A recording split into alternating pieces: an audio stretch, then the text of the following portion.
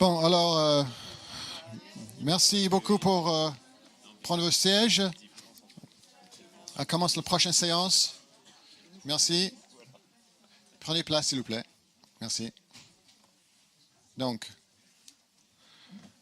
on a cette deuxième séance, c'est construit un petit peu sur la dernière séance, mais qui devient très pratique. Donc, vraiment, on est en train d'avoir une séance avec vous, une séance interactive sur le thème « Travail à travers les frontières, le point de vue des praticiens ». Donc, c'est vous, c'est les panels, etc. Et donc, on va vraiment avoir un échange de pratiques sur les activités à travers les frontières, les exemples. Et on va faire ça dans 3 parties. Après une petite présentation de Nicolas Cavalli, 3 parties, une première partie d'un exemple d'un succès d'un réseau, suivi par une deuxième partie sur les obstacles dans le travail quotidien et une troisième partie sur des anecdotes de malentendus dans la profession. Et ensuite des échanges, bien sûr. Et on a jusqu'à 12h30, ou juste avant la pause déjeuner. Donc j'invite maintenant Nicolas Cavalli pour une présentation livre numérique italien à travers l'Europe. Nicolas, you have the floor. You have 10 minutes. Thank you. Okay. Thank you. Thank you to all the Blida committee and to all the organizers. It's really a pleasure for me to be here to speak to you, and especially as an Italian to be speaking in this European context. I'm very happy to be able to do this, and I hope we will be able to do it also in the future. I will present MLOL, that stands for Media Library Online. We are the leading Italian digital lending platform. Actually, we are a digital aggregator of both Italian and non-Italian contents. But as you might imagine, I will talk you about Italian contents that you might be interested as foreign libraries, foreign for us libraries for being European libraries. We do also aggregate contents in English, French, Spanish, German, and other languages. But of course, you might be interested in our Italian content. We have, as you see, a full range of Italian contents. We are not only focusing on ebooks, but on the full range of digital contents. I won't show you all the numbers, but you have it there. We have more than 100,000 titles in Italian from all major Italian publishers. That means that we are actually the only aggregator that has the big ones. We have Mondadori, Rizzoli, Feltrinelli, and all the trade big ones, and also the academic titles. But we do also aggregate a very large range of other digital contents, both commercial and curated open access content, and curated open access contents. We have music albums, audiobooks, newsstands, that means newspapers and magazines, images, historical maps, sheet music, movies, academic journals, handwriting, and e-learning items. So you see, we have a really broad range of contents. What I will be talking you in this brief presentation will focus on ebooks, because we think we have quite curious and innovative, and that you might be interested in models to buy and to lend and to share ebooks. So I will be talking about that. We, as an aggregator, we do work, as you know, between libraries and publishers. We are middlemen mainly, specialized in digital and specialized in contracting, in having negotiations with publishers to find the best ways for them to provide ebooks to libraries. This has led to a situation that in Italy, quite all commercially published ebooks are available to Italian libraries, and are available actually at the digital cover price, not at an augmented or a higher library cover price, as many Anglo-American publisher does. in this kind of job we do, we do work with multiple licensing models because it's difficult to find a single answer that puts together publishers and libraries. This mainly means that we do try to convince publishers, and if we don't succeed in convincing them, we then stick to the model they propose. But actually, we do try to convince them to land into better models. Our main model is the classical one copy, one user, but a negotiation has led to a one copy, two user model that is a bit, something, it's not so much, but is a bit something more that we have succeeded in offering libraries. Then we have pay-per-view, and then we have the social lending model that is quite unique to our model. It's really not a large bunch of Italian publishers that has agreed on lending ebooks to libraries, not using hard DRM, not using Adobe DRM or other types of DRM, but just using the watermark inside the ebook. So actually, the ebook is quite free to the user, and they can then share it between themselves, but the libraries pays the first lend. The model is very similar to the one copy, one user, but is without hard DRM. And then, and I will be talking more later, we have the digital interlibrary loan that I think it's quite interesting and might be quite interesting also for European libraries that wants to provide Italian ebooks to their patrons. We do proudly do not work with big deals unless you ask for. We are not proposing you a big deal unless you say, well, I want to buy a collection, I want to buy a bunch or a collection or a deal, or I want to make a big deal with you. Then we are able to do it, but we are not proposing it to you. It's not our way of negotiation. So let's talk more about the digital interlibrary loan that I think it's quite an interesting model for you, for libraries, and it's quite unique, and we are very, well, I can say it, we are very proud to succeed in having developed this kind of model. Roughly is the same that you all libraries already do with traditional interlibrary loan. Besides, that is done together with the digital lending model. This means that libraries share their ebook catalog, so users can borrow ebooks that the library has not bought. The collection that libraries shares has to be created by libraries. This means that in this collection, at least one library participating in the network has to buy the first copy of an ebook. Once one library participating in the network has bought one copy of this ebook, this is available to all the patrons of the libraries participating in the network.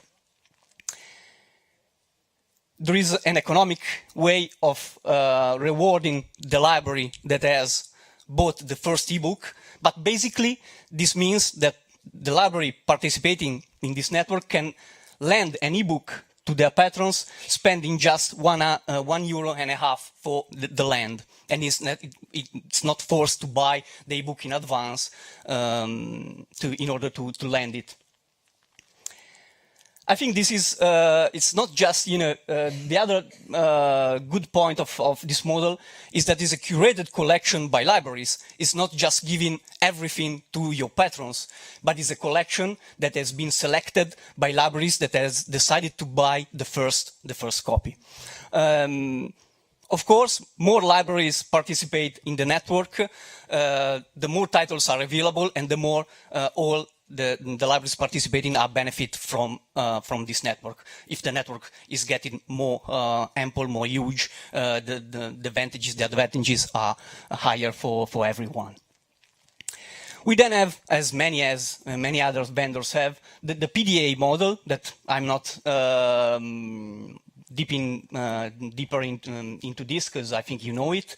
What again I like to highlight is that all ebooks are at digital cover price, and we do not charge a higher library price. This is kind of, way of firm point that we put in our negotiation with publishers. We do not accept higher library prices. It's just no matter to do it. So they just offering a digital cover price, and they are actually offering them also with the discount the same deals, the Amazon deals that they are offering to private customers. They are also offering to libraries. So it can happen to buy an ebook at 0.99 euros when there is the promotion up. So I think, time is running out. We are a privately owned company, but we were born as a cooperation between a library system and a private company with a foundation funding. So I want to be clear and frank. We are a for-profit company. We are a private company, but we come from from a cooperation between private and librarians. So we are very near to librarians. Most of the staff of MLOL, had experience in library system, in libraries before, and then joined us. We are an aggregator, a digital aggregator specialized in Italian contents, and we do still work with libraries, also in non-for-profit projects, like we are helping the Italian national libraries to enable their digital legal deposit of ebooks that is mandatory by law, but still not enforced, is not in place in Italy. So we are working with them in order to facilitate this process. So this is the end, my friends. I hope you enjoyed my little presentation. And my contacts, they are below. The website, medialibrary.it, it's already available also in English and in German, not already in French, but it will be in the future. And please do contact me for whatever you need. Thank you. Thank you, Nicola. Thank you, Nicola. Nicola, stay there for a second if you can, because we're going to have a few minutes with you, of course, before you can come sit here afterwards and we go to the rounds of discussion. It's for you if you have any questions for Nicola. I have one question to start with, but I really invite your comments and your comments from the panel. I'm not a librarian, but I mean, are you in competition with libraries with your service? Is it a complementary service? How do you see it? Libraries are buying the service from us. So it's a complement. We are not competing. We are not selling directly to patrons, so we do not do nothing directly with patrons, actually. Okay, okay, thank you. Okay, do you have any questions for Nicola, please? Anybody? What do you think? Yes, please. Your name, just a second, the microphone. Your name and your question. Thank you. You said you're Italian-based company. You have Italian materials. Are you looking to expand? Yeah, we are actually already expanded because we have 100,000 titles in foreign language, not in Italian. So we have a lot of English content, but also French, German, and Spanish contents. We are constantly updating our collection. So we are in contact with with European publishers to get their contents, and we have a huge selected open access collection in all languages, actually. So we are Italian, so our strength is on Italian contents, but we do offer to Italian libraries also a broad range of international contents. Thank you. Thank you, Nicola. Julie? Thanks.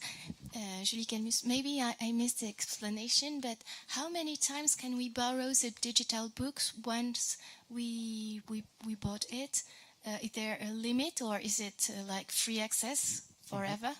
It depends on the publisher, so it's not a unique answer. Some of them do not pose any limitation. A good part of them, I would say, put a 60 loan limitation on the copy bought. So when you buy one copy, you can loan it 60 times.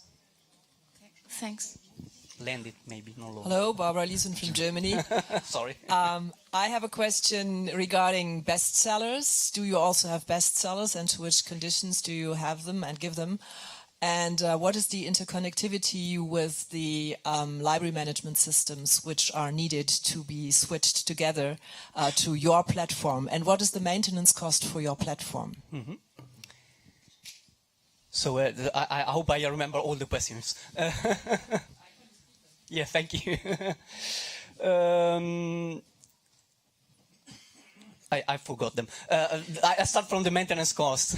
Start with the maintenance cost. Okay. The maintenance cost depends hugely on the size of the library, because we do also offer a 24 hours, 7 days a week customer service that answers directly to patrons' questions. So the library system is not overloaded by that kind of question that might be on the functionalities or not working or how it works, the platform. So we are doing this kind of service. And the cost, the maintenance cost is mainly based on how many patrons do you serve. We are not, I would say, like, we are not international. Our standards are not the Anglo-American standards. They are quite different. We do have the second. I come on the other way. Regarding integration with library systems,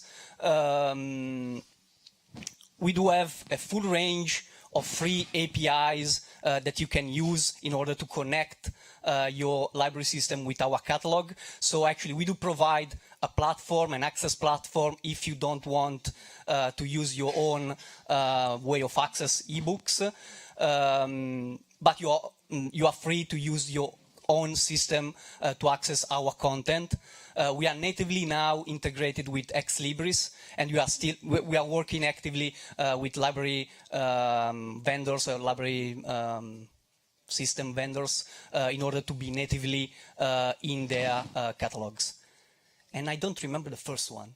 Bestsellers. Bestseller, no problem, because we have, Italian publishers do share with us the same content they share with online retailers. They share with Amazon or other online retailers. So we do gather titles from the same catalog. So when a title is available for Amazon, it's also available for libraries. This, I must be clear, is only for Italian contents, because we do not have the power to convince Random House or Penguin or whatever. Okay, thank you. Thank you very much. Any other questions to Nicolas before we carry on? Okay. Oh, yes. Julia, second question. Okay.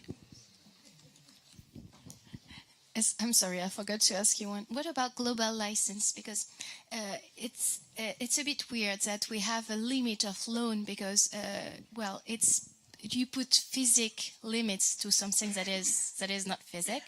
But although I totally understand that publishers get to renew the budget of the selling, so of course isn't global license? What do you think about it? Is it? We have the right to distribute global Italian contents, so we have the worldwide license to distribute the Italian ebooks we have. And regarding the limitations, I fully agree with you. It's like, there's no.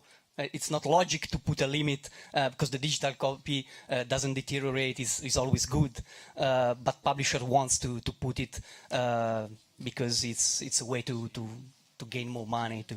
So but they could think differently because you can renew per year, every year, kind of a global license that you have to negotiate for a total amount of reading and ebooks, and this is a different way to see it. But for me, it's like more digital than physics, and I think it's more accurate to this to the future. Yeah. Well, I don't know. I hope they will be, ready enough in the future to think about that. It's like that. Still, a lot of publishers are still very stick to the business models of paper, and this model is. We are trying, step by step, to bring them and be together. Being always more digital in their lending models, in their business models, but it's a long process to go. So, and our mission, I think, is that one, to cooperate with libraries and publishers to make all the system evolve in a true digital ecosystem that benefits from the real power of digital. Well, it's an ecosystem where traditional booksellers have no place. Am I right? Well, we do only deal with digital ebooks, with ebooks and digital contents. So in a sense, we are an ebook seller or a digital bookseller. We do not deal with print books, but actually what we do is the book selling, actually, because we are between publisher and libraries, and between publisher and libraries there is a bookseller or library agent or whatever you call it, and we are doing this for digital, actually. So thank you again for all the questions. Thank you very much. Thank you Very much. Please take your seat, and we'll join the panel now. Although I must say that personally, digital has its limits. I mean, I watched a video clip yesterday about digital dementia amongst young people and children later in their lives because of too much access to screens and the plasticity of the brain changing with regard to using screens as opposed to using, applying other skills in life. And so a balance needs to be struck, I think, between digital and non-digital information and access to it. So we have, donc en passant vers le panel, on a en fait avec Nicolas, on a 5 panélistes. On a déjà Camille Gangloff, le conseiller de Strasbourg Eurométropole. On a Catherine Stone, directrice de bibliothèque de Mulhouse. On a Janos Nieden, directeur de UCOR, je pense, c'est dit comme ça. Et Christophe Didier, qui est le délégué aux relations internationales et à la politique scientifique ici, à la Bibliothèque nationale et l'Université de Strasbourg. Voilà, on va passer pour la première partie vers les questions, en fait, sur les exemples d'un succès d'un réseau. Vous avez tous les 5 minutes et ensuite on va avoir un petit échange avec la salle. Camille, s'il vous plaît, merci.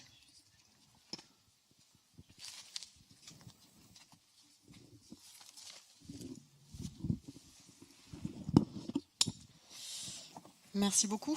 Alors effectivement, je vais juste vous donner quelques éléments complémentaires à ce que j'ai pu aussi évoquer ce matin. Mais pour vous dire, avant de parler de l'extension du réseau Passerelle à l'Allemagne et notamment à la médiathèque de Kehl, je voudrais vous dire que finalement c'est déjà notre réseau Passerelle en lui-même qui est un succès pour nous. Nous fêtons actuellement les 10 ans de ce réseau et c'est un réseau extrêmement dynamique qui repose sur 2 piliers de notre politique de lecture publique. Le premier, c'est le fait d'avoir un réseau de proximité et d'offrir un accès facilité à la lecture publique. Donc en fait, aujourd'hui, l'ensemble des bibliothèques et médiathèques municipales des 33 communes de l'Eurométropole de Strasbourg font partie de ce réseau.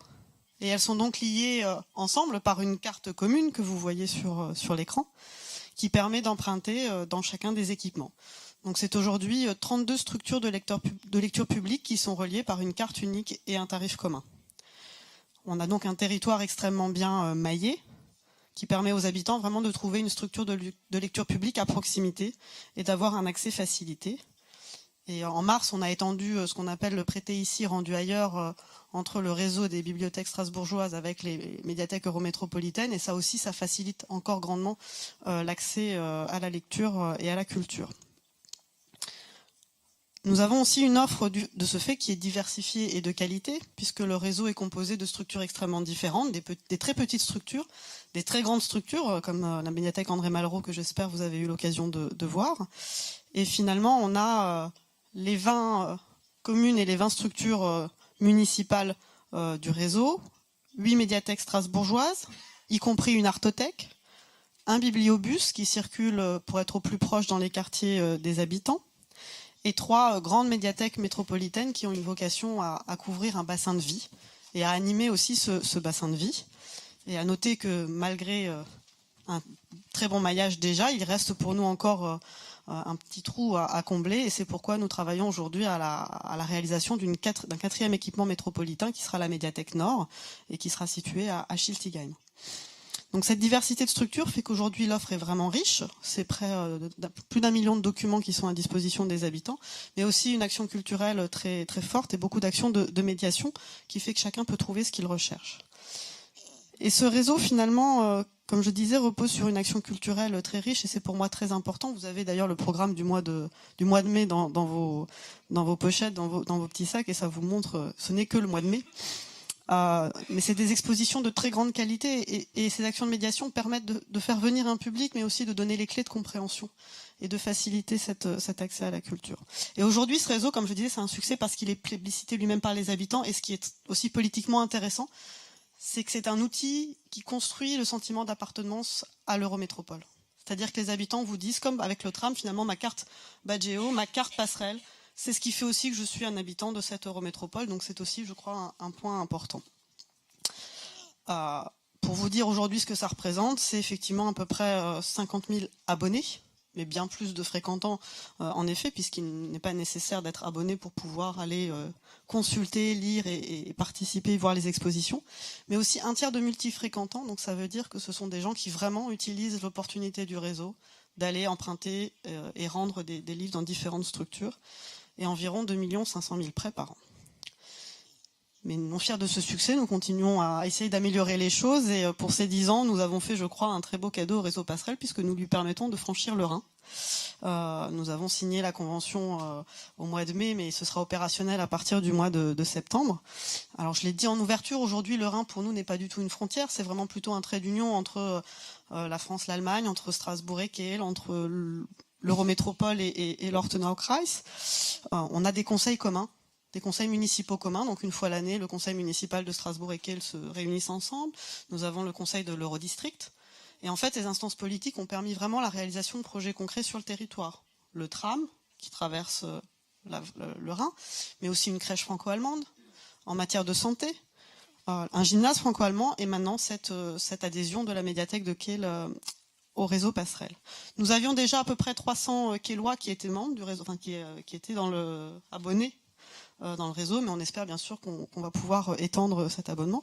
Pourquoi nous l'avons fait? Alors c'est bien sûr pour étendre l'offre, c'est 39 000 documents en plus qui vont rejoindre la collection, puis des documents différents, puisque du côté allemand, et puis c'est permettre aux Kielois d'accéder à l'ensemble du réseau Passerelle et des documents, et ce que j'ai évoqué tout à l'heure. Mais au-delà de ça, c'est surtout aussi pour nous un moyen concret de promouvoir et le bilinguisme, qui est extrêmement important sur notre territoire, parce que c'est aussi la connaissance de la langue, de la culture de l'autre. Et donc on va aussi beaucoup travailler avec des actions de médiation et d'actions culturelles à pouvoir renforcer ce sentiment d'appartenir à un territoire commun. Concrètement, et je vais terminer là-dessus, ça a pris la forme d'une convention entre le réseau Passerelle, donc l'Eurométropole de Strasbourg, et la ville de Kiel pour la médiathèque. J'évoquerai tout à l'heure, quand on parlera des obstacles, ce qu'on a dû adapter par rapport à la convention habituelle que nous avions avec les autres communes. Mais quelques principes ont guidé à cette convention. Tout d'abord, la réciprocité. Donc, ce que les Kielois avaient dans leur système sera ouvert aux habitants de l'Eurométropole et vice-versa. Ce que les habitants de l'Eurométropole avaient avec leur carte Passerelle sera ouvert aux Kielois. On s'est adapté aux spécificités de chacun. Donc, on a accepté de déroger à certaines règles que nous avions avant, notamment sur les tarifs sociaux, les quêtes gratuité et le maintien de la carte de Kiel. Un équilibre global qui a été trouvé et surtout un principe d'expérimentation, comme on le fait souvent dans le transfrontalier, c'est de se dire on va suivre comment ça se passe et dans 3 ans on fera le point et on pourra repartir pour 3 autres années ou plus si c'est aussi fructueux qu'on l'espère. Donc là, pourquoi on le met en œuvre au mois de septembre? C'est parce qu'il reste encore quelques détails techniques à régler. La formation des bibliothécaires un petit peu au réseau Passerelle, l'installation du lecteur de cartes, la traduction des documents d'information, puisqu'il faut adapter notre guide et puis il faut pouvoir le proposer aussi en allemand. Donc c'est ce qui fait qu'on a décidé d'attendre la rentrée. Mais on regarde vraiment avec optimisme.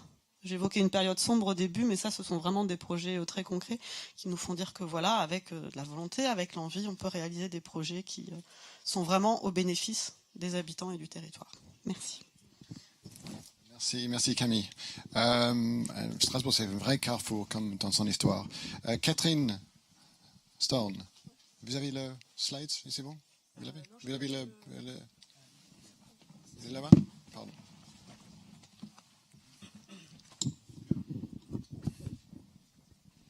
Merci Jonas. Voilà, Catherine, à vous le tour, merci. Je crois. Non. Si, c'est bon. Voilà. Donc bonjour, alors moi je vais vous présenter une activité, enfin une expérience transfrontalière qui a duré entre Mulhouse, dans le Haut-Rhin en France, et Fribourg, dans le Bade-Wurtemberg en Allemagne. Ce sont les bibliobus transfrontaliers. Alors, le principe est simple, c'est une fois par mois, le bibliobus de Fribourg se rend à Mulhouse devant la bibliothèque centrale, Grand Rue, et une fois par mois, le bibliobus de Mulhouse se rend d'une part à Fribourg, dans une école franco-allemande, et donc 2 emplacements à Fribourg, une école franco-allemande, et devant la bibliothèque municipale, sur la place principale de la cathédrale. Et le bibliobus se rend aussi une fois par mois à l'Eurac, donc plus au sud, vers la Suisse. Et bientôt, vraisemblablement à partir de septembre, on aura aussi un stationnement à Neuenburg am Rhein. Donc voilà, sur une carte, hein, donc en... je regarde ça, c'est ça. Voilà, vous voyez Fribourg, Mulhouse, plus bas l'Eurac. Voilà, et donc il faut à peu près 1 heure entre Mulhouse et Fribourg. Donc la décision a été prise en mai 1991 lors d'une décision commune des 2 conseils municipaux. Donc là, vous avez en rouge le bibliobus allemand qui stationne à Mulhouse, et sur les autres photos, le bibliobus de Mulhouse qui stationne à Freiburg et à l'Eurac. Il a changé de couleur entre-temps parce que... Et la presse de l'époque qui en parlait, vous pouvez voir aussi que le bibliobus n'est plus le même et a évolué. Alors les motivations à l'origine étaient très simples, c'était de proposer aux lecteurs français de la littérature et des livres en allemand, et inversement aux lecteurs allemands de la littérature en français, pour encourager le bilinguisme. Et de fait, un public a été capté, un public plutôt familial qui recherche alors soit des couples mixtes, soit des enfants qui suivent des cursus bilingues. Alors pour nous, non, voilà, donc là, bon, c'était juste les lieux de résidence des lecteurs allemands du bibliobus français. Donc principalement, ce qui est naturel, ils sont autour de Fribourg et plus dans le sud autour de l'Eurac. Alors pour nous, le bibliobus, je vais m'attarder un peu dessus, c'est une activité quotidienne. Le bibliobus était mulhousien au départ, maintenant il dépend, la compétence est de l'agglomération, Mulhouse Alsace Agglomération, M2A. Donc il a 3 domaines d'intervention. D'une part, 11 communes de M2A, desservies 1 ou 2 fois par mois, et donc en partenariat aussi avec le bibliobus départemental du Haut-Rhin qui dessert les autres communes. Il dessert aussi les écoles élémentaires du centre-ville, enfin d'une partie du centre de Mulhouse qui n'ont ni bibliothèque scolaire. Et puis, il a son activité transfrontalière. Donc le bibliobus transporte à peu près 3500 livres et sur place, dans la bibliothèque centrale, il y a un fonds d'environ 35 000 livres, donc ça tourne.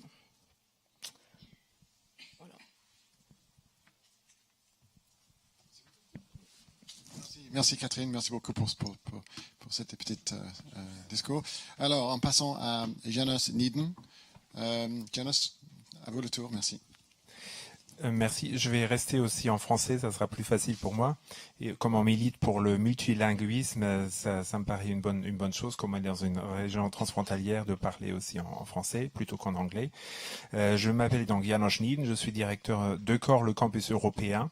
Je suis de nationalité allemande, mais je travaille sur les 2 pays, France-Allemagne et la Suisse. On est ici dans une région frontalière, comme vous le savez, et donc les universités ont ont une coopération depuis 1989, qui existe déjà depuis 1989, et qui a franchi une nouvelle étape en 2016 avec la création d'un groupement européen de coopération territoriale, ce qui est European Grouping of Territorial Cooperation. Il y a une 50aine en Europe qui existent de ces types de personnalité juridique européenne. On est la seule qui a été créée par des universités. Donc concrètement, on est une personnalité juridique européenne qui consiste donc en ces 5 universités.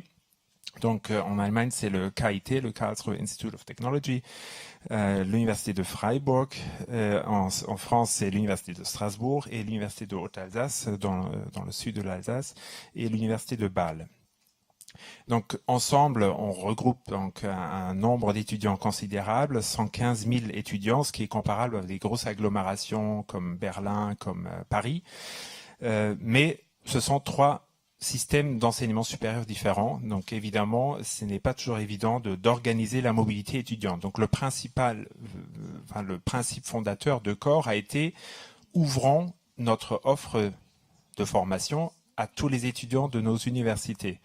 C'est-à-dire quand on est étudiant de l'Université de Strasbourg, on a automatiquement accès à l'offre de formation à Karlsruhe, à Fribourg et à Bâle. On est à 1h30 grand maximum de distance. Les frais de transport sont pris en charge par les universités d'origine. Et donc ça, c'est le principe vraiment fondateur. Il faut dire que ce n'est pas évident pour les étudiants de le faire, mais ceux qui le font sont très contents parce que ça ouvre dès le premier semestre leur esprit. Et puis, il y a quand même un élément et qui est vraiment le succès quand on regarde sur les bibliothèques, c'est je saute un petit peu, c'est l'ouverture des bibliothèques pour ces étudiants aussi. C'est-à-dire quand on est étudiant à Strasbourg, on peut se présenter avec sa carte étudiante de Strasbourg à la bibliothèque de Karlsruhe et de Fribourg et on a accès. Donc on a accès, on peut consulter et on peut vraiment utiliser le campus aussi de l'autre université partenaire. Maintenant, pour finir, vous avez peut-être entendu parler, mais il y a eu le discours de Emmanuel Macron sur les universités européennes, enfin sur l'Europe d'abord. Nous, on s'intéresse beaucoup aux universités européennes, mais il a fait un discours sur l'Europe le 26 septembre à Paris. Et donc il a mentionné ce souhait de créer des réseaux d'universités européennes. Pourquoi ? Pour vraiment organiser la mobilité étudiante, pour aller plus loin que Erasmus+, et pour créer aussi une plus grande coopération entre les institutions, parce qu'aujourd'hui, on sait qu'il y a beaucoup d'étudiants, pas beaucoup, mais il y a des étudiants qui sont Erasmus, qui suivent Erasmus, et il y a aussi beaucoup de projets de recherche, mais les institutions en tant que telles ne travaillent pas toujours très bien ensemble. Les étudiants peuvent en témoigner parce qu'ils ont parfois des difficultés pour faire reconnaître leur crédit, etc. Et donc c'est pour ça qu'on a vraiment accueilli cette proposition très favorablement dans notre groupement parce qu'on croit qu'on est un peu les pionniers là-dedans. Et donc on a signé le 12 avril dernier une déclaration commune entre la France et l'Allemagne pour devenir une des premières universités européennes. Et évidemment, les bibliothèques jouent un rôle très important là-dedans et c'est pour ça qu'on va relancer aussi le groupe qui existe déjà depuis très longtemps entre les universités, entre les bibliothèques, pour réfléchir à des nouvelles formes aussi d'offres, en incluant aussi le numérique, pour vraiment permettre aux étudiants d'avoir un accès à la richesse documentaire de cette région, mais de manière transfrontalière, ce qui n'est pas toujours évident. Merci Janus. En passant à Christophe Didier maintenant, pour la dernière personne avant l'échange. Christophe, à vous. Oui, merci. Donc, pour ce qui concerne un exemple de succès, j'aurais pu parler de beaucoup de choses. Le transfrontalier, la coopération transnationale, ça n'est jamais une chose évidente, mais il y a quand même des succès. Pour ce qui concerne la Bibliothèque nationale et universitaire, on a un certain nombre de partenariats qui sont transfrontaliers. Janosch a parlé de CORE. Nous avons un partenariat très fructueux avec la Württembergische Landesbibliothek de Stuttgart, mais aussi avec des collègues en Lettonie, avec la Bibliothèque nationale de Lettonie à Riga, ou encore avec la Hongrie. Dans le cadre de ces partenariats, évidemment, on essaye de faire beaucoup de choses. des choses qui sont sans doute plus traditionnelles, des projets culturels, des publications communes, des expositions. Je ne m'étendrai pas là-dessus. Dans ce qui est les activités classiques des partenariats, nous avons aussi des échanges professionnels, alors qui sont d'autant plus faciles à mettre en place que les bibliothèques partenaires sont proches, évidemment. On a des échanges de personnel avec Riga, mais c'est pas tous les 2 mois, comme vous pouvez bien vous en douter. Et ces échanges professionnels se font de façon assez classique, c'est-à-dire qu'il s'agit d'échanger les expériences, de voir ce qui se passe chez le voisin. Donc une personne va voir son homologue ou un service se déplace et va voir le service équivalent dans la bibliothèque partenaire et ils échangent sur leurs pratiques. Ça nous a beaucoup aidé dans la mesure où un certain nombre de bibliothèques dans la région se sont trouvées dans une phase de très gros travaux. Ça a été le cas pour la Bibliothèque nationale et universitaire entre 2010 et 2014. Ça a été le cas aussi à Freiburg, à peu près pendant la même période. C'est le cas encore en ce moment à Stuttgart. Donc, pendant les périodes où on a de très gros travaux de rénovation, c'est toujours intéressant d'aller voir ce qui se fait chez les partenaires. Mais tout ça reste relativement classique. Nous ne sommes sans doute pas les seuls à les faire. C'est pas pour ça, bien sûr, qu'il ne faut plus le faire. Mais ce dont je voulais parler aujourd'hui, qui me semble être un succès, c'est d'une expérience un peu plus originale parce que, et là j'en viens peut-être à un des obstacles, parce qu'il faut bien en parler. Le premier obstacle, c'est quand même la langue dans la coopération. C'est très bien de pouvoir s'exprimer dans un anglais relativement standard, mais on travaille quand même d'autant mieux qu'on maîtrise la langue du partenaire et qu'on comprend ce que le partenaire est en capacité de nous dire. Et donc, à partir de cette année, nous lançons une expérimentation entre la BNU et la bibliothèque de Stuttgart, la Württembergische Landesbibliothek de Stuttgart, et cette expérimentation va consister à faire des échanges que je qualifierais de linguistico-professionnels, c'est-à-dire que le but est que on choisisse un thème, par exemple un thème simple. On fait beaucoup de visites à la BNU depuis la rénovation. Je dois faire une visite en allemand. Je connais un peu d'allemand, mais je ne me sens pas tout à fait capable. Je n'ose pas parler allemand. Donc l'idée est que une personne de la bibliothèque partenaire vient chez nous. Mais évidemment, ça peut aussi jouer dans l'autre sens. Les collègues qui sont intéressés pour perfectionner leur capacité linguistique passent une journée avec cette personne. Elles font leur petite visite, la personne les corrige, elle les met à l'aise, ils apprennent à parler, ils passent toute une journée à parler. Et nous partons du principe qu'après, les collègues seront d'autant plus capables de faire leur visite en allemand, mais j'ai parlé de visite, ça peut être aussi le premier accueil. Si on reçoit des étudiants allemands ou des chercheurs allemands, il faut être capable aussi de pouvoir parfois les renseigner dans leur langue. Et donc nous partons du principe qu'après cette journée de formation professionnelle et linguistique, les gens seront plus à l'aise pour accueillir dans la langue du voisin. Une des conditions, c'est que ces choses-là ne soient pas théoriques, c'est-à-dire ce que nous voulons, c'est que ce soit vraiment des études de cas pratiques. Il y a un besoin, il y a des collègues qui sont prêts à répondre aux défis que suppose ce besoin. On organise la formation et ensuite les collègues seront capables d'effectuer leur travail sur le domaine dans lequel ils ont été formés. Donc, la première expérience va avoir lieu début juillet avec des collègues qui veulent renforcer leur capacité linguistique pour visiter les parties muséographiques de la bibliothèque. Et donc, nous partons du principe qu'une fois cette formation effectuée, à partir de septembre, les collègues en question pourront effectuer des visites de la bibliothèque en allemand. Voilà, donc une première expérience. Alors là, on n'est vraiment pas sur la Lune, on est sur Terre. On est dans le travail quotidien, dans les besoins quotidiens, et nous espérons que cette première expérience pourra être suivie de succès et qu'elle pourra concerner à tous les niveaux de la bibliothèque, pas seulement le niveau des conservateurs ou des responsables de section, mais aussi à tous les niveaux, qu'elles pourront concerner d'autres personnels. Merci Christophe. On est dans le timing et c'est des beaux exemples de travailler à travers les frontières.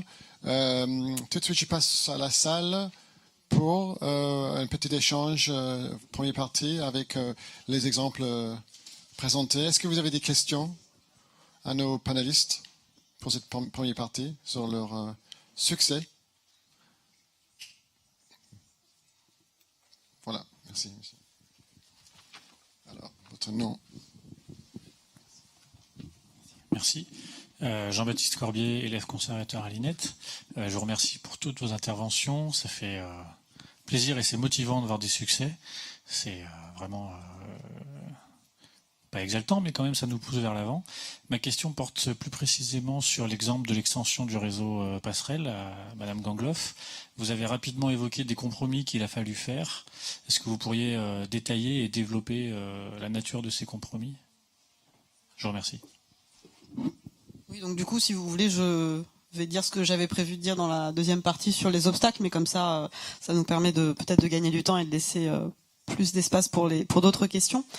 Effectivement, en fait, comment ça se passe habituellement pour rejoindre le réseau Passerelle? On a une convention standard que toute commune signait avec l'Eurométropole quand elle souhaitait que sa médiathèque rejoigne le réseau. Donc par exemple, récemment, nous avons intégré 5 nouvelles communes à l'Eurométropole de Strasbourg, la communauté des communes de Château.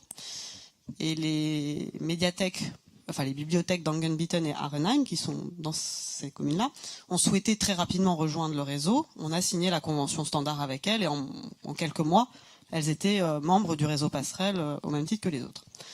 On est arrivé avec notre modèle de convention pour discuter avec elles. Et bien sûr, c'est là qu'on s'est rendu compte que, comme toujours dans le transfrontalier, on se confronte à des systèmes juridiques, des systèmes administratifs différents. Et donc, on a essayé au début de voir si on pouvait trouver avec cette convention-là une façon de s'arranger. Et finalement, on s'est dit on va mettre en place un groupe de travail pour adapter la convention en gardant l'esprit général, mais en répondant aux problématiques qui ont été soulevées. Et ça a quand même mis près de 2 ans. Donc la première, c'était le fait que la ville de Kehl, la médiathèque de Kehl, souhaitait conserver sa carte.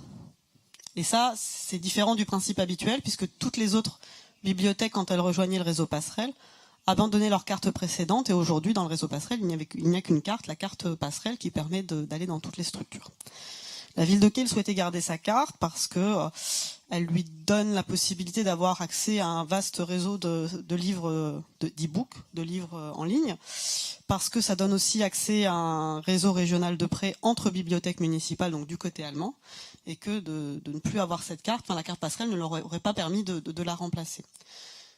Alors c'est sûr que c'est une dérogation à un principe très fort du réseau, mais on s'est aussi dit que si on voulait avancer dans le transfrontalier, et parce que il me semblait plus important de pouvoir avoir la médiathèque de Kehl dans le réseau que de bloquer sur un principe comme celui-ci, on acceptait qu'ils gardent leur carte du fait de la spécificité, encore une fois, franco-allemande. Il y a eu les tarifs, puisqu'on a effectivement des tarifs assez différents. Un âge de gratuité, par exemple, dans le réseau Passerelle, c'est jusqu'à 16 ans. En Allemagne, c'était jusqu'à 18 ans. Les tarifs sociaux ne sont pas les mêmes non plus, les personnes qui peuvent avoir accès aux tarifs réduits. Et donc, c'était compliqué pour Kehl de passer directement au système de Passerelle. Donc, on a accepté qu'ils gardent leurs tarifs et c'est la ville de Kehl qui fait un peu la compensation vis-à-vis du réseau de l'Eurométropole. Donc, ils ont fait l'effort de leur côté. Et puis, il y avait aussi la question des principes de comptabilité française. Si des bibliothécaires allemands reçoivent de l'argent directement pour le compte de l'Eurométropole quand ils prennent l'abonnement, ils seraient devenus receveurs d'argent public français, donc soumis à comptabilité française, et je vous dis que c'est très compliqué pour les Allemands de comprendre ce système-là. On l'a vu avec l'Eurodistrict Strasbourg-Ortenau, on avait aussi l'expérience avec la crèche franco-allemande, donc là aussi on s'est dit que c'était plus simple. Donc finalement c'est la ville de Kehl, les bibliothécaires kehllois qui reçoivent l'argent pour la ville de Kehl, et ensuite il y a une refacturation entre la ville de Kehl et l'Eurométropole pour faire cette compensation. Donc voilà, les solutions elles se trouvent, ça prend du temps, c'est un peu technique, mais si le principe politique est posé, la volonté y est et qu'on a la chance d'avoir, parce que ça aussi ça a quand même beaucoup aidé, d'avoir des agents, des bibliothécaires qui avaient envie de le faire, de trouver des solutions. Finalement, grâce à ces personnes, on a réussi à surmonter ces obstacles juridiques et administratifs. Et puis, on va voir en pratique maintenant comment ça se passe. Il y avait aussi bien sûr la langue, mais je dois dire que là aussi on a de la chance parce qu'on a quand même quelques bibliothécaires dans le réseau qui sont bilingues. On a aussi du côté allemand des personnes bilingues, donc ça a quand même fait... Ça s'est plutôt bien passé de ce côté-là. Voilà. Merci beaucoup, Camille. D'autres questions par les panélistes pour cette première partie? Non? Si? Voilà.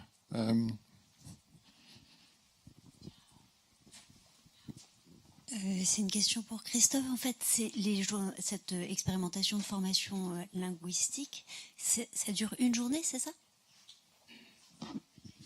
Oui, pour l'instant, on a décidé de le faire sur une journée. C'est-à-dire que ça suppose quand même que les personnes concernées connaissent déjà un petit peu la langue.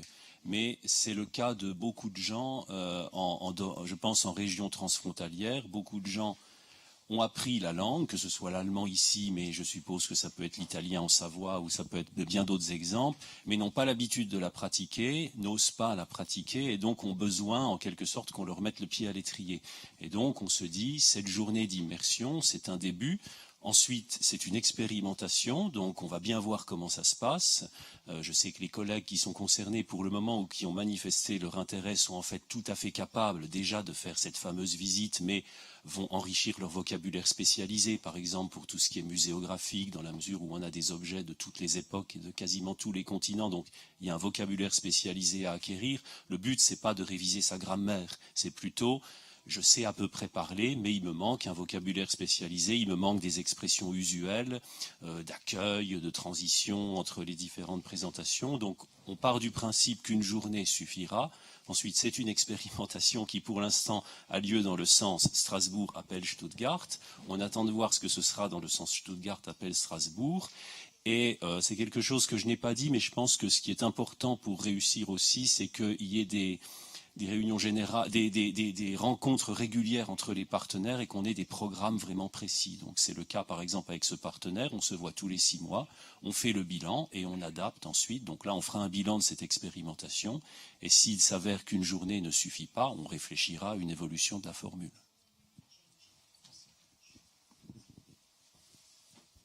Ok, juste une petite question à Camille, de ma part. Camille, cette carte qui était gardée par les gens d'Aquel, est-ce que c'est une question d'identité quelque part? Oh, je crois pas tant que ça, parce qu'il y avait cette volonté d'avoir les deux, mais c'était plus parce qu'aujourd'hui, alors, on posait tout à l'heure la question de savoir si on ne devrait pas tout de suite étendre à l'Ortenau, par exemple, et intégrer d'autres structures de l'autre côté de la frontière tout de suite dans le réseau. On essaye d'y aller aussi progressivement, parce que justement, c'est vraiment des questions... on a beaucoup parlé du livre numérique avant, du prêt du livre numérique. Les Allemands sont pas du tout sur la même dynamique que nous en France. Donc, c'est vrai qu'ils ont leur propre système et tout ça. Et en fait, c'est ce que leur carte leur permet d'avoir notamment. Donc, je crois pas que c'était tant vraiment une question d'identité qu'une question de service offert à la population, de fonctionnalité. Et c'est vrai qu'aujourd'hui, voilà, c'est petit à petit, une pierre après l'autre, qu'on arrive à creuser et à voir où on peut aller ensemble. Et pour nous, ça ouvre aussi des belles perspectives parce que, mine de rien, on a passé les 10 dernières années à construire le réseau du côté français. Et je crois qu'aujourd'hui, on a tout intérêt aussi parce qu'ils ont d'autres pratiques, d'autres offres à regarder et à essayer d'intégrer ce réseau de manière un peu plus large, y compris du côté allemand. Et ça répond aussi à ces dynamiques transfrontalières, de partenariats plus larges. On a beaucoup de couples franco-allemands, d'enfants qui apprennent ou qui travaillent, des gens qui travaillent de part et d'autre de la frontière. Donc il y a cette habitude aujourd'hui, et je crois que de pouvoir emprunter un petit peu partout, de pouvoir visiter et connaître la façon dont on fonctionne à côté, c'est vraiment important. Merci. Donc voilà, on va passer aux deuxième partie. Vite fait, vous avez déjà commencé avec les obstacles, mais voilà, une petite intervention chacun pour vos expériences avec les obstacles dans votre travail. Merci. Commencer avec Catherine peut-être. Alors, des obstacles dans un premier temps, j'en ai pas trouvé. Peut-être parce que le service existe depuis longtemps. C'est-à-dire que les difficultés que nous connaissons, ce sont les difficultés du bibliobus, ce ne sont pas les difficultés transfrontalières. C'est-à-dire c'est les difficultés de circulation, de stationnement, la neige en hiver, le chauffage qui ne marche pas, avoir la 4G partout, et là le transfrontalier c'est plutôt positif, et très prosaïquement, très terre à terre, des questions de toilettes, puisqu'il n'y en a pas pour le personnel, puisqu'il n'y en a pas dans le bibliobus. Donc, we have to think about that before going to the moon. Il faudra installer des toilettes là-haut. Alors, plutôt que des difficultés, j'ai essayé de pointer des questions que nous nous posons. C'est que, donc, à l'heure actuelle, nous avons à peu près, une centaine de lecteurs actifs. On va y retourner. Une centaine de lecteurs mulhousiens qui fréquentent les bibliobus de Fribourg et inversement une centaine de lecteurs allemands qui fréquentent le bibliobus de Mulhouse. C'est à peine, pour nous, de notre côté, c'est à peine plus qu'au moment du lancement, c'est-à-dire que dans les premières années, on est assez rapidement passé de 125 inscrits à 190, et puis maintenant on stagne depuis plusieurs années. Et pour augmenter la fréquentation, il faudrait soit multiplier le nombre de passages, de stationnements, mais comme c'est pas la seule activité du bibliobus, on ne peut pas avec un seul bibliobus. Et puis une fois qu'on est dans le bibliobus, il y a aussi une capacité assez limitée de nombre de lecteurs qui peuvent rentrer. Quand on est dans l'école franco-allemande, le stationnement dure 1 heure, le bibliobus ne désemplit pas. Donc je pense que c'est la principale limite. Alors la question que nous nous posons, comme pour tous les bibliobus, c'est est-ce que nous allons continuer longtemps à desservir avec le bibliobus, alors que justement beaucoup de bibliothèques départementales commencent à réfléchir sur des dépôts. J'ai envie de dire que pour l'instant, tant que le bibliobus roule bien, oui, nous continuons ainsi, parce qu'il y a aussi un aspect politique très fort, au-delà des chiffres. C'est que c'est quand même une action concrète, une action qui marche, une action qui est attendue par des lecteurs et qui est quand même emblématique du transfrontalier. Mulhouse a signé une version locale de la charte européenne pour les langues régionales et minoritaires, donc c'est une version alsacienne. Et donc c'est une des actions concrètes de cette tâche, de cette charte. Donc voilà, au-delà des chiffres, il y a aussi cet aspect politique et symbolique. Merci Catherine. Janosch, des obstacles? Oui, il y en a pas mal, je pense. Après, je peux pas vraiment aller dans le détail du travail des librairies entre elles, pas librairies, des bibliothèques universitaires entre elles. Parce que je suis quand même un peu loin de leurs préoccupations, mais on a fait une réunion bilatérale avec la directrice de la bibliothèque universitaire de Fribourg récemment, et elle nous expliquait qu'il y a un des grands enjeux, et je pense que vous êtes tous au courant en ce moment, c'est l'accès aux ressources numériques, et aussi la relation avec les éditeurs. Et évidemment, quand on pense à une zone transfrontalière, une zone franche académique comme la nôtre, si on veut vraiment la penser en tant que telle, il faudrait que l'accès se fasse aussi à distance. Parce que je disais tout à l'heure, la réussite, c'est qu'un étudiant ou un chercheur se déplace et consulte sur place. Mais ça, c'est un petit peu démodé presque, parce qu'aujourd'hui on travaille beaucoup à distance, voilà. Et donc il faudrait aller plus loin là-dessus, mais c'est assez compliqué parce que les droits d'accès sont négociés souvent au niveau national, donc on est de nouveau au niveau des États qui sont quand même toujours très forts.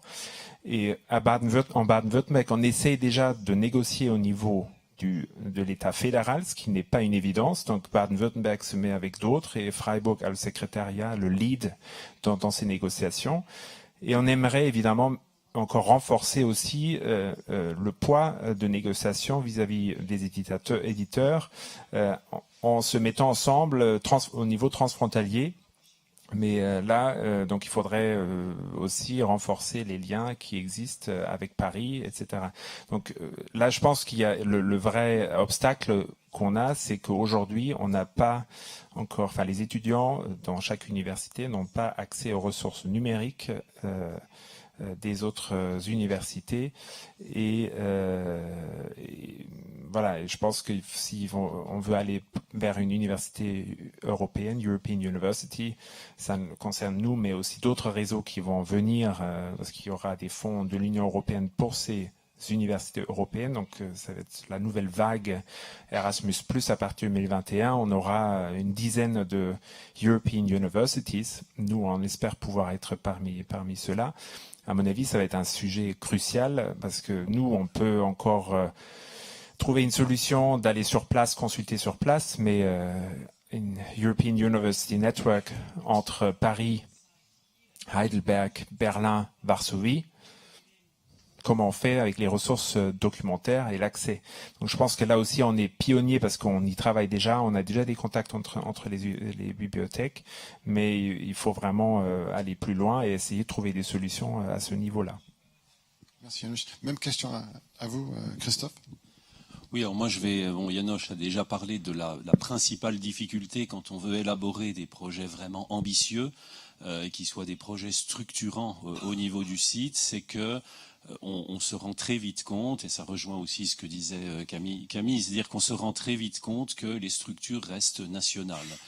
EUCOR, avant de devenir le campus européen, EUCOR existait sous le nom d'EUCOR, il existe depuis 1989, et en 1992 s'est créé un groupe EUCOR Bibliothèque, qui a duré jusqu'à peu près 2009, mais qui n'a pas fait grand-chose. Si on tire le bilan de 17 ans d'existence, il y a eu une exposition commune, un projet commun de numérisation, et c'est à peu près tout. Sinon, on se voyait, on était content de se voir, on se disait ce qui se passait dans nos bibliothèques, mais il n'y avait pas grand-chose de plus. Et on se rend compte que chaque fois qu'on a essayé de lancer des projets plus ambitieux, comme par exemple, on a évoqué tout à l'heure l'ouvrage prêté à un endroit rendu à un autre, donc on le fait aussi au niveau du site universitaire, donc avec les différentes composantes de bibliothèques universitaires sur le site. Mais on voit bien que lorsqu'on propose ça aux partenaires, on se heurte au fait qu'eux raisonnent d'abord en termes nationaux. On avait aussi à un moment essayé de mettre en place un système de prêt entre bibliothèques transfrontaliers. On avait aussi à un moment, puisqu'on est tous confrontés aux problématiques de stockage, essayé de mettre en place une réflexion sur un stockage transfrontalier, un silo transfrontalier. Et on s'est bien vite rendu compte que les Allemands raisonnent en termes de conservation partagée au niveau national, les Français aussi, pour ne pas parler des Suisses, et ça c'est encore un obstacle, c'est que dans une région transfrontalière comme la nôtre, nous avons la France, nous avons l'Allemagne et nous avons la Suisse, qui évidemment, ne faisant pas partie de l'UE, représentent quand même, quoi qu'on en dise, dans les négociations, une forme d'autre raisonnement européen. Et donc il faut non pas faire discuter ensemble deux raisonnements européens, mais trois finalement, puisque la Suisse a sa propre manière de décider, sa propre manière de coopérer. Donc ça, ce sont vraiment des obstacles sérieux. Alors évidemment, on ne baisse pas les bras, on ne s'avoue pas vaincu. On va recréer le groupe EUCOR Bibliothèque, et parmi les sujets qui seront, à mon avis, intéressants de mettre à l'ordre du jour, donc János a évoqué le sujet des ressources électroniques, mais il y a aussi la question de savoir, donc actuellement, toutes les bibliothèques du réseau EUCOR on offre à leurs inscrits un accès dans les autres bibliothèques, mais il n'y a pas encore de carte unique. Alors c'est sûr qu'un grand progrès serait la réalisation d'une carte unique de bibliothèque qu'on prend dans une bibliothèque et qui sert dans toutes les autres. Mais là encore, on n'y est pas, mais voilà, on va relancer la discussion, et on compte relancer cette discussion en commençant sur une enquête qui aura pour vocation, cette enquête va être faite par une élève conservatrice française qui va faire une enquête sur dans toutes les universités du réseau du campus européen, pour voir quels sont les besoins des chercheurs et pour voir comment, à partir des besoins des chercheurs, on peut établir des stratégies communes. Mais les obstacles, il ne faut pas se le cacher, ils existent toujours. Merci Christophe. Camille, des autres obstacles? Non? Okay. Nicolas, can I just, before I come back to you, Nicolas, do you want to come in on this question of obstacles? No, okay. Donc, est-ce que vous avez d'autres, pour la fin de cette deuxième partie, est-ce que vous avez des questions sur les obstacles? Des commentaires? Oui. Monsieur. You're just too slow, Vincent. Stine Andersen from Denmark. For the moment, they are discussing a lot in the EU about legislation and cross-border of scientific results. Have you ever approached that angle, or isn't it that a problem for you? Because there are restrictions there too, and as a Danish Library Association and many of the associations here, we're fighting for free access cross-border too. But is it a problem for you working together? It's mostly for János and Christophe.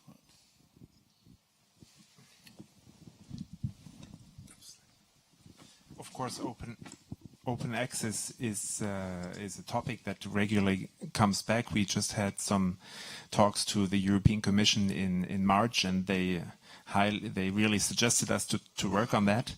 And we don't have a joint position on it yet. I think there's a lot of in Germany some the questions about data protection as always, and this is probably something that we have to go into a little deeper. But for now, it's not one of our main topics yet. But of course, behind if I talk like earlier, if I said we want to have open access to the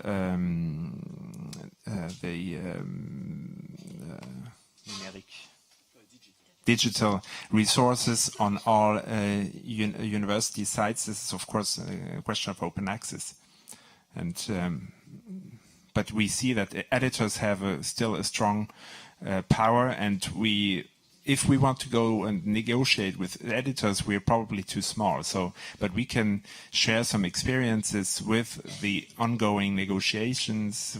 Germany is doing a lot of work in this field, I think, with the Hochschulrektorenkonferenz and the office of the negotiation committee is in Freiburg, so it's in our region, and we want to capitalize on that and try to figure out its solutions, how to open access cross borders. But it's really a big piece. I think we need a lot of political support, and we have to put it on the top agenda in order to come forward in this field.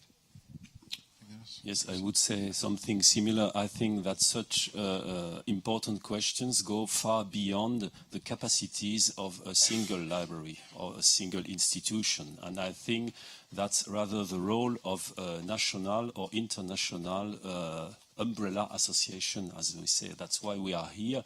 And I think such associations as the French Association for the Universities Libraries, the ADBU, the Association for the French Public Libraries, the ABF, and other similar associations, that's my opinion. Yeah.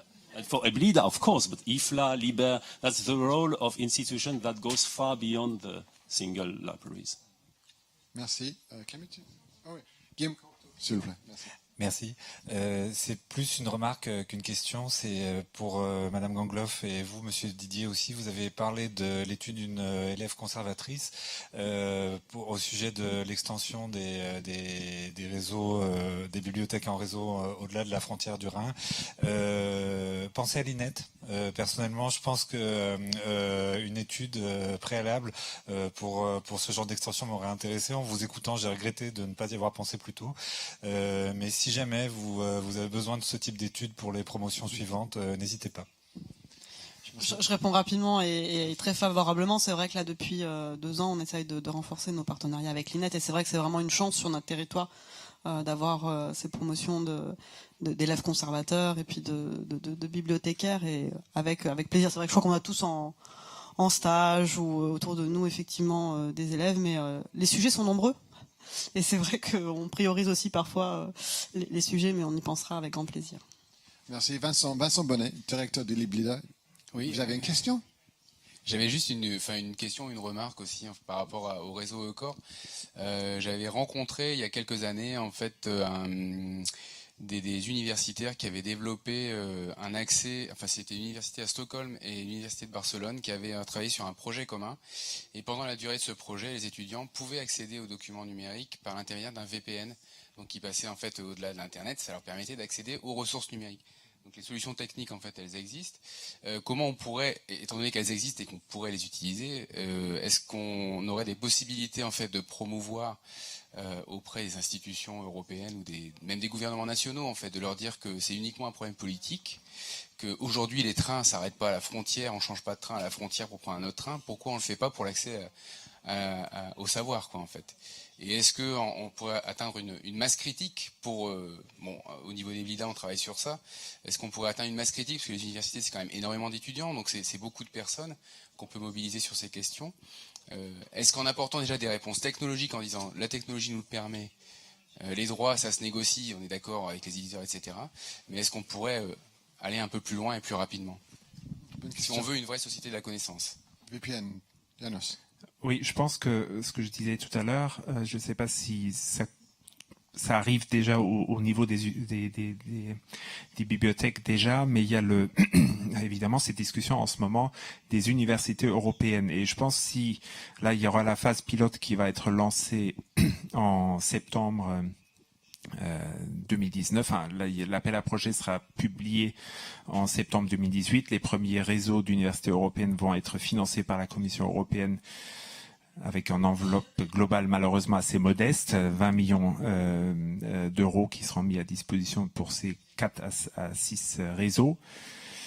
Mais donc, je pense que ces réseaux qui vont s'agrandir en nombre, donc il y aura de plus en plus, il y aura peut-être Macron parlait d'une vingtaine de réseaux d'universités européennes d'ici 2024, mais ça c'est typiquement un sujet, je pense, qui peut être discuté au sein de ces réseaux qui vont se mettre en réseau, je pense, et partager aussi leurs difficultés. Et on peut avoir cette masse critique et aussi avoir l'oreille politique, je pense, à travers de ces réseaux. Donc je pense qu'il faut vraiment utiliser cette nouvelle strate de coopération qui va au-delà d'Erasmus+, et qui va aussi au-delà des projets qu'on connaît, Horizon 2020 ou les KIC, les Knowledge and Innovation Centers. On a vraiment là, je pense, une coopération universitaire qui devrait pouvoir permettre de promouvoir ce genre de bonnes pratiques. Je connaissais pas encore, donc merci. Mais on a très rapidement, au niveau transfrontalier, on a quand même déjà un exemple d'une coopération transfrontalière qui marche extrêmement bien, qui s'appelle le Pass Musée, Museumspass, qui est une carte unique qui donne accès à un nombre extrêmement important de musées publics comme privés dans le Bade-Württemberg, en Alsace, en Lorraine, en Franche-Comté, donc dans une région qui, là, pour le coup, est une très grande région transfrontalière. Et je pense que, alors évidemment, ça repose sur un modèle économique, ça repose aussi sur l'apport de fonds privés, pas seulement sur l'apport de fonds publics, mais je pense qu'il y a des exemples dans cette région transfrontalière qui peuvent nous servir de modèle pour avancer aussi au niveau des universités. Mais là, le Pass Musée, c'était aussi une décision hautement politique au départ. Catherine ? Oui, je ne suis pas tout à fait dans mon champ de compétences, mais effectivement, techniquement, les solutions existent. Le problème, il est politique et surtout économique, puisque les fournisseurs de ressources numériques ou de plateformes comptent en bassin d'utilisateurs. Donc plus le bassin est large, plus le coût est important. En plus, comme chaque ville négocie, par exemple ici à Strasbourg, le fait que d'autres personnes puissent avoir accès, qu'en France, il y a les licences nationales. Donc c'est surtout une question de négociation et de rapport de force entre les bibliothèques universitaires et les éditeurs. Et c'est vrai que c'est un peu des mastodontes quand même. Ah, merci. Donc voilà, en passant vers la dernière partie, la troisième partie, la question d'or. En fait, des anecdotes illustrant des malentendus entre cultures. Est-ce que vous avez des anecdotes pour nous?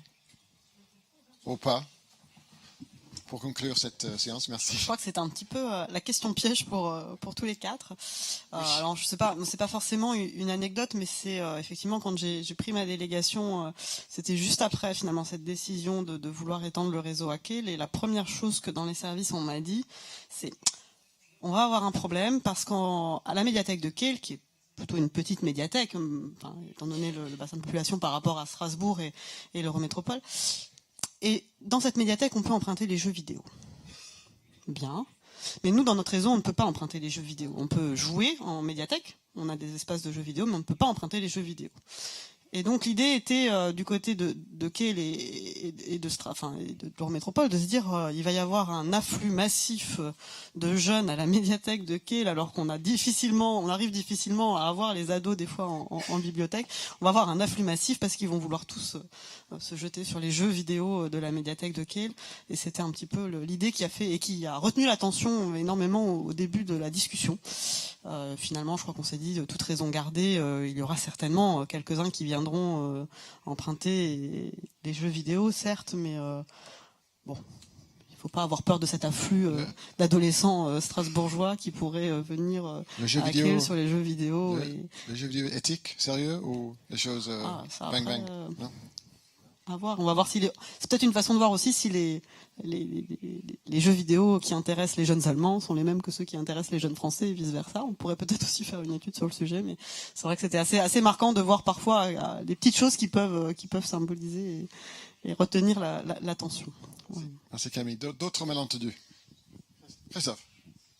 Allez, courage. Alors, non, c'est pas une question de courage, mais c'est que des malentendus entre cultures, bon, j'avoue que je me suis vraiment creusé la tête, je n'en ai pas trouvé, sauf peut-être des difficultés linguistiques, mais des malentendus, j'en ai pas trouvé. Mais par contre, je peux, peut-être pas forcément une anecdote, mais rebondir sur un fait culturel qui me frappe beaucoup ici dans notre région transfrontalière. C'est la façon dont les cultures se mélangent presque de façon inconsciente. C'est-à-dire que et là, je m'excuse à l'avance auprès du public non germanique, parce que les allusions que je vais faire concernent plutôt les gens qui connaissent la culture allemande, mais il y a 20 ans encore, il aurait été absolument impensable d'imaginer en Alsace un concert de Helene Fischer ou des Kastelruther Spatzen qui attire 5000 personnes. Ça aurait été quelque chose de complètement impossible.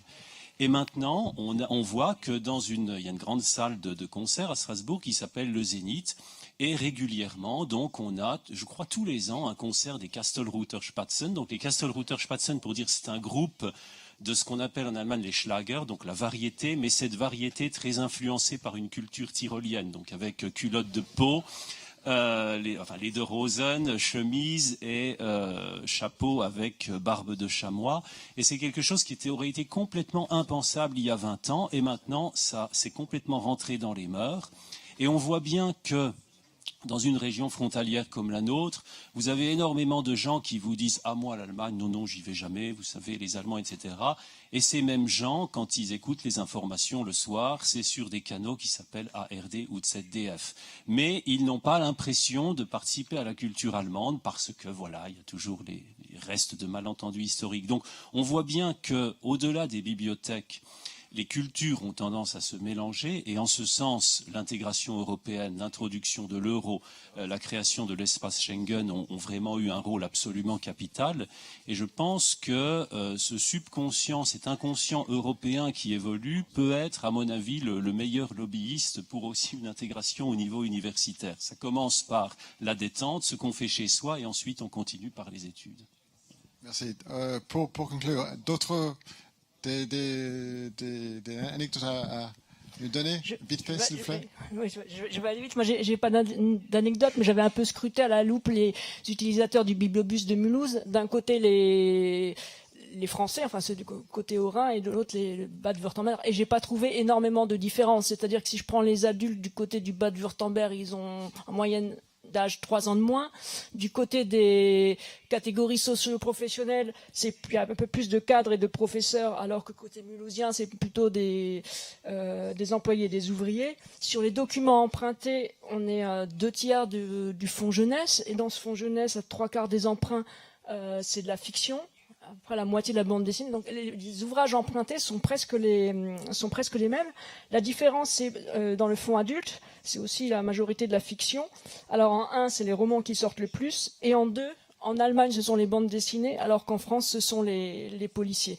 Alors si vous voulez voir ce que nos voisins allemands empruntent le plus dans notre bibliobus, je crois que dans l'autre sens, hein, comme ça ira mieux.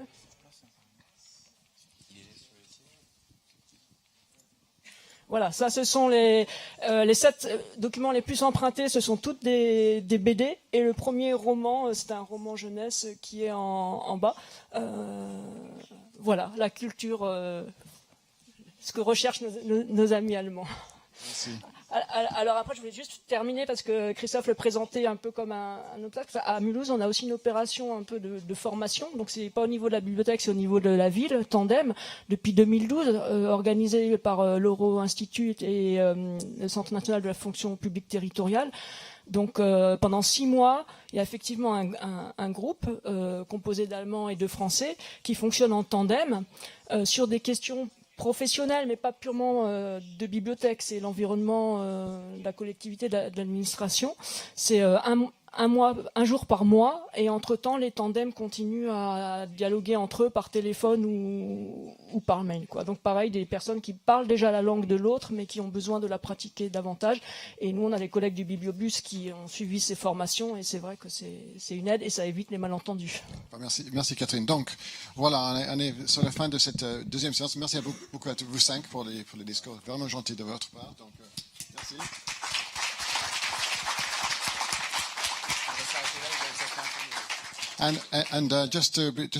Stay put, don't move, please. Just a few questions of logistics. After the lunch break, Vincent will talk about that in a second. We're breaking out into 3 workshops. I understand. Do you want to talk about it, Vincent? Yeah, okay. Maybe I can do it. So you have a register. You have a small color pin on your badge, and it's the workshop that you will be attending. So after the lunch break, we will all gather here, and we will split into 3 different groups. Each of the workshop has a moderator. So the one who will come in the auditorium will stay with Florian Mariel for the OCLC workshop. The second one who are going for the copyright literacy will go with Catherine, the green color, and the last one will go with Guillaume, the black color, for the multicultural workshop. But we first will all gather here so we can split in groups, because 2 of the rooms are outside of this place. So you will follow them, and they will lead you to your next step. Please leave your headset and materials here for the simultaneous translation. Only if you are leaving completely the conference, bring them back over there. Family photo? Yeah, we are planning a family photo outside, on the outside of the building, if it's not raining now. No? Yeah, it's not raining, so we can go outside and we will have the family picture now, and then we go to the Rhine Palace for the lunch. Okay. And we will lock everything here. And we start back here at? We have to be back at 2, so we will be leaving over there about 1:50, I think. Okay, 2 o'clock start here, please. Thank you.